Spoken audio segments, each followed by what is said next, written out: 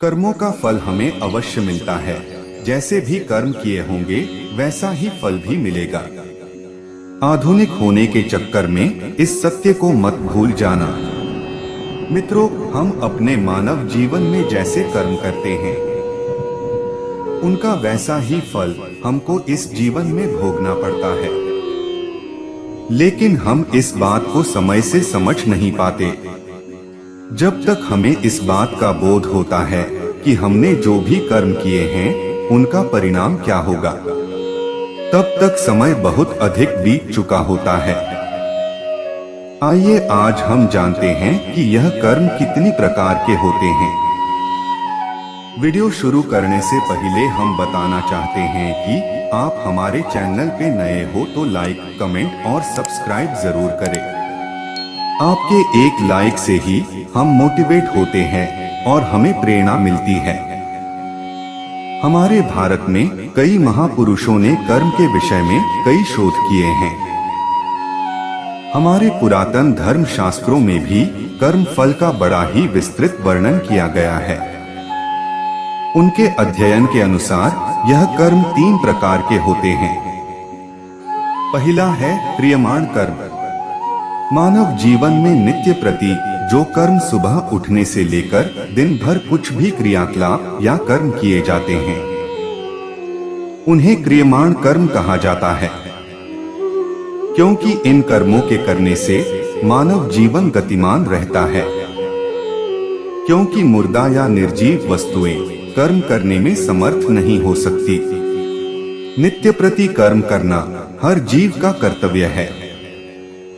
कोई भी व्यक्ति अपनी बुद्धि के अनुसार कैसे भी कर्म कर सकता है, लेकिन यह क्रियमाण कर्म उसके जीवित होने और एक गतिशील आत्मा के होने का आभास कराते हैं।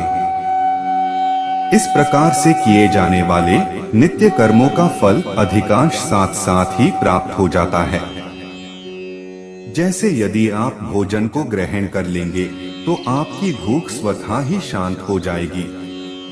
यदि आप स्नान कर लेंगे तो आपकी देह स्वच्छ हो जाएगी और आपको स्फूर्ति एवं सुख का अनुभव होगा।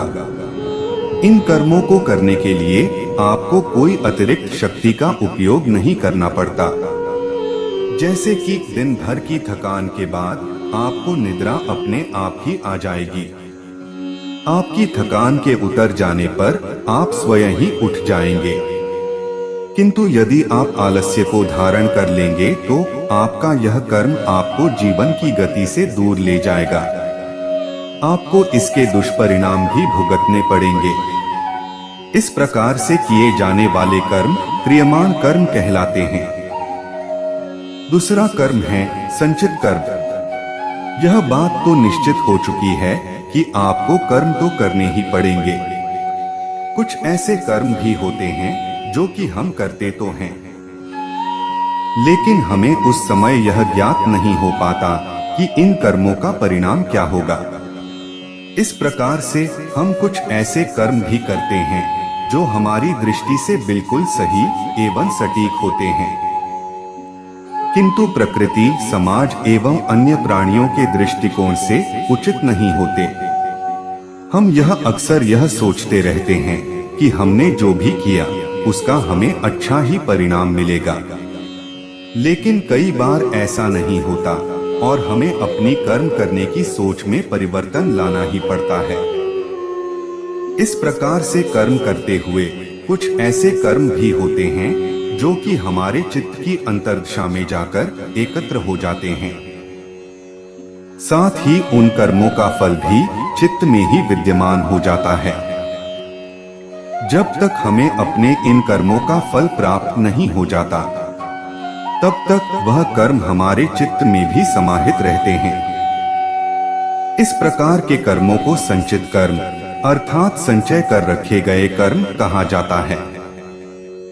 तीसरा कर्म है प्रारब्ध कर्म। जब हमारे कर्म हमें उस दिशा की ओर ले जाते हैं जहां हमारे कर्म हमें पूर्ण रूप से फल देने को परिपक्व हो चुके होते हैं, तब ही इन कर्मों का फल हमें मिलता है।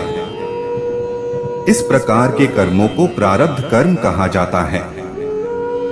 इस प्रकार के कर्म हमारे अंतर्मन में लंबे अंतराल के लिए एकत्र रहते हैं। यह कर्म कई दिन, कई माह, कई वर्षों तक अर्थात 15 साल, 30 साल, 50 साल, 100 साल या कई जन्मों, जब तक एक देह में एक आत्मा का वास है तब तक भी हमारे भीतर ही विद्यमान रह सकते हैं। इन कर्मों में अच्छे एवं बुरे दोनों ही प्रकार के कर्मों का समूह होता है। जिस प्रकार से हम अपने दैनिक जीवन में एक ही दिन में कई प्रकार के कर्म कर लेते हैं, जिनमें से कुछ कर्म हमारे संचित कर्मों में समाहित होकर अनंत काल के लिए विलीन हो जाते हैं। इस प्रकार से किए गए कर्मों का एक बड़ा भाग लाखों की संख्या में संचित कर्मों के एक विशाल समूह का रूप धारण कर लेता है। इस तरह से यदि हम विचार करें तो पाएंगे कि हम अपने एक मानव जीवन में लाखों संचित कर्मों को एकत्रित कर लेते हैं। यदि हम अपने पूर्व जन्म के कर्मों को भी इनमें सम्मिलित कर लें तो हमें ज्ञात होगा कि ऐसे बहुत सारे अनगिनत कर्म अभी बाकी हैं, जिनको भोगना अभी शेष है, ताकि उनका कर्म फल हमें प्राप्त हो सके। हमारे शास्त्रों में एक प्रकार के ज्ञान योग का भी वर्णन किया गया है। जैसे ही मनुष्य साधना शैली के द्वारा इस ज्ञान योग को सिद्ध कर लेता है, उसी समय उसके जीवन में से प्रारब्ध कर्म समाप्त हो जाते हैं और ऐसा आभास होता है कि वर्षों तक अंधकार में कैद रहने के बाद एक प्रकाशमय दीपक की रोशनी से जीवन जगमग सा हो उठा है। ऐसे कर्मों को आध्यात्मिक व्याकरण भाषा में प्रारब्ध कर्म कहा जाता है। मित्रों, अपने इस वीडियो के द्वारा हमने आपके सामने कर्मफल के सिद्धांत एवं कर्मों के प्रकार के विषय में कुछ जानकारी प्रस्तुत की है। भगवान श्री कृष्ण जी ने भी श्रीमद् भागवत गीता में कहा है कि कर्मण्येवाधिकारस्ते मा फलेषु कदाचन मां कर्मफल हेतुर्भूर्मा ते संगोस्त्व कर्मणि। अर्थात हे मनुष्य, तू फल की चिंता कर्म बिना किए जा, तुझे तेरे किए हुए कर्मों का फल अवश्य ही प्राप्त होगा। यदि आप भी इस विषय में अपने विचार देना चाहते हैं तो कमेंट बॉक्स में अवश्य लिखें। आपको वीडियो अच्छा लगा होगा और आप हमारे चैनल पे नए हो तो लाइक, कमेंट और सब्सक्राइब जरूर करें। आपके एक लाइक से ही हम मोटिवेट होते हैं और हमें प्रेरणा मिलती है। धन्यवाद।